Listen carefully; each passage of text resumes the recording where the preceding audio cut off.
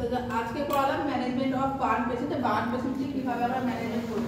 তো ফার্স্ট যেটা হচ্ছে এমার্জেন্ট বা এমার্জেন্সি কেস বা রিসার্ভেশন কেস। তো ফার্স্ট পেজে আমরা কি কোন টাইমটা ধরি, যে আপ টু হচ্ছে 48 to 72 আওয়ার্স টাইমটা হচ্ছে যে এমার্জেন্সি ফেজ। তো ইন দিস ফেজে কি করা হয়, মোস্ট কমন কজ ডেথ পেশেন্টে কেন হয়, যে ফ্লুইড আর ইলেকট্রোলাইট ইমব্যালেন্সের জন্য কি হয়, যে পেশেন্টের ডেথ হয়। তো এখানে আমরা পেশেন্টের কি করব, মেনটেন করব এয়ারে, এখানে অ্যাডমিনিস্ট্রেশন করবো আমরা অক্সিজেন, অ্যাসেস করবো আমরা ভাইটাল সাইন, এবং এখানে আমরা স্টার্ট করবো আইভি ফ্লুইড রিসাসিটেশন করবো, যেমন আমরা আরএল ফ্লুইড অফ চয়েস হিসেবে রাখি। তারপরে কি করবো, পেশেন্টকে আমরা হচ্ছে এনপিও রাখবো কতক্ষণ, 24 আওয়ার্স টু হচ্ছে 84 আওয়ার্স। দেন আমরা কি করবো, এলিভেটেড হচ্ছে এক্সট্রিমিটি পর হচ্ছে ভেনাস রিটার্ন, দেন হচ্ছে ফ্লুইড ক্যালকুলেশন করবো মার্ক বি। আমরা যেমন এর আগে পড়েছিলাম যে পার্কল্যান্ডের ফর্মুলা মেনটেন করে কি করবো, পেশেন্টকে আমরা ফ্লুইড রিসাসিটেশন করবো। দেন আমরা কখন থেকে টাইম স্টার্ট করবো, যখন থেকে পেশেন্টের ইনসিডেন্টটা ঘটবে, টাইম ফর ইনজুরি, তখন থেকে আমরা কি করবো, টাইমটা ক্যালকুলেট করবো। তো এটা কোন ফেজে করছি আমরা, যে ফার্স্ট হচ্ছে 48 to 72 আওয়ার্সের যে টাইমটা থাকছে, সেই টাইম আমরা রিসাসিটেশন ফেজটাকে আমরা এভাবে ম্যানেজমেন্ট করছি।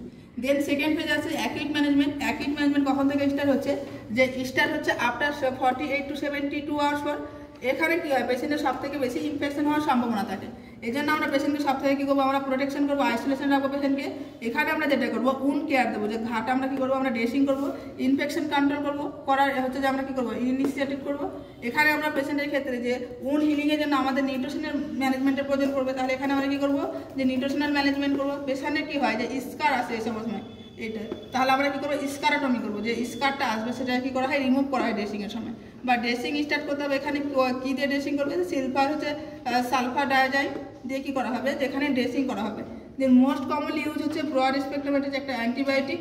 দেন হচ্ছে ড্রেসিং চেঞ্জ করা হয় এভরি 8 to 12 আওয়ার্স পর পর, যে দিনে হচ্ছে 2 থেকে 3 বার কী করতে হবে, ড্রেসিংটা চেঞ্জ করতে হবে। কেন করছি আমরা এই সমস্ত জিনিসগুলো, যে ইনফেকশনটা কন্ট্রোল করার জন্য।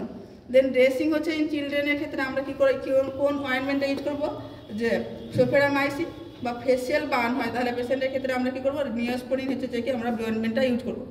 দেন হচ্ছে রিহ্যাবিলিটেশন ফেজ। এই ফেজে কী করা হয়, পেশেন্টের রেঞ্জ অফ মোশন এক্সারসাইজ করানো হয় পেশেন্টকে, পেশেন্টের ইমোশনাল সাপোর্ট দেওয়া হয়। দেন হচ্ছে যে আমাদের হচ্ছে স্কিন গ্রাফটিং, কী গ্রাফট করা হয়, যেমন অটোগ্রাফটের ক্ষেত্রে কী করা হয়, ক্লায়েন্টের হচ্ছে ওন স্কিন নিয়ে গ্রাফট করা হয়, যে এক জায়গা থেকে যেমন হচ্ছে যে কি কারো হচ্ছে ফেসিয়াল বার্ন হচ্ছে, মুখে বার্ন হচ্ছে, তাহলে কী করা হয়, যেমন হচ্ছে যে কি থাই থেকে যে স্কিন নিয়ে গ্রাফট করা হয়। বা আইসোগ্রাফট হচ্ছে যে স্কিন হচ্ছে গ্রাফট করা হয় ফর আইডেন্টিক্যাল টুইন, বা মনোজাইগেটিং টুইন থেকে কী করা হয়, আইসোগ্রাফ করা হয়। বা অ্যালোগ্রাফ হচ্ছে যে অলসো নোন অ্যাজ হোমোগ্রাফ, বা সেম স্পেসিমেন বাট হচ্ছে অ্যানাদার পার্সন, ডেড পার্সনের কাছ থেকে নেওয়া হয়, বা হচ্ছে ব্রেন ডেড বডি থেকে নেওয়া হয়। জেনোগ্রাফট হচ্ছে বা হেটেরোগ্রাফট হচ্ছে যে অ্যানাদার স্পেসিমেন হচ্ছে লাইক হচ্ছে অ্যানিমাল থেকে নেওয়া হয়, যেমন পিগ স্কিন থেকে নেওয়া হয়। এবার হচ্ছে আমরা ইউরিন আউটপুট, যেখানে আমরা হচ্ছে মোস্ট রিলেবল অ্যান্ড হচ্ছে non invasive method for assessment for fluid resuscitation, যে আমরা কী করি, ইউরিন আউটপুটটা দেখে বুঝতে পারি পেশেন্টের ক্ষেত্রে ঠিকমতো ফ্লুইড রিসাসিটেশন হচ্ছে কি না।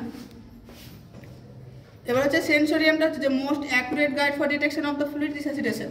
তো আজকে এই পর্যন্ত।